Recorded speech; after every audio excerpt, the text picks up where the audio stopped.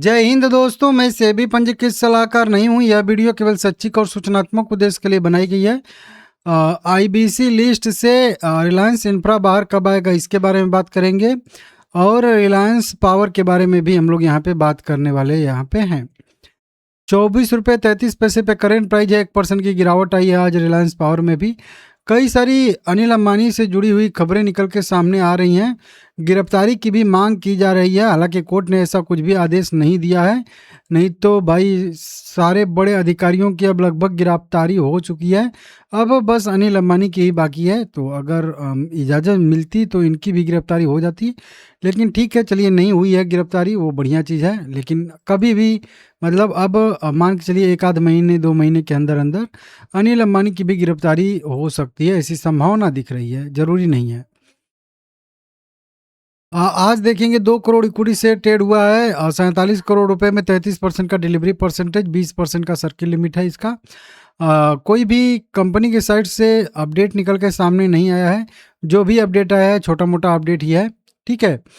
अब वहीं पे बात करेंगे रिलायंस इंफ्रास्ट्रक्चर लिमिटेड की, तो ये जो है आईबीसी स्टेज 1 में अभी भी शामिल है।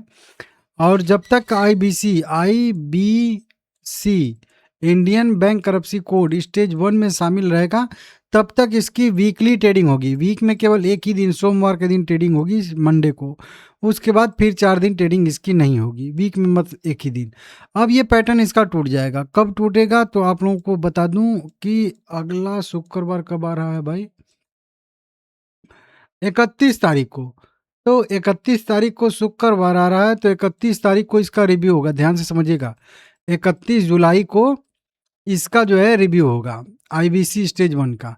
उस रिव्यू में अगर सही पाया जाएगा तो 31 तारीख के बाद वाला अगला जो ट्रेडिंग सेशन रहेगा, मतलब अगला सोमवार, तो उस दिन से बाहर आ जाएगा। फिर सोमवार के बाद फिर मंगलवार बुधवार हर दिन जो है ट्रेडिंग होगी।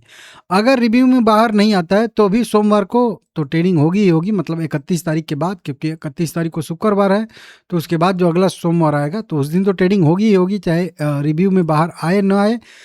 अगर बाहर आ जाएगा तो उसके बाद भी ट्रेडिंग जारी रहेगी। अगर नहीं बाहर आएगा तो केवल सोमवार को ट्रेडिंग हो के उसके बाद बंद हो जाएगी ट्रेडिंग, ठीक है ना। इसको मैं ऐसे समझा दूँ।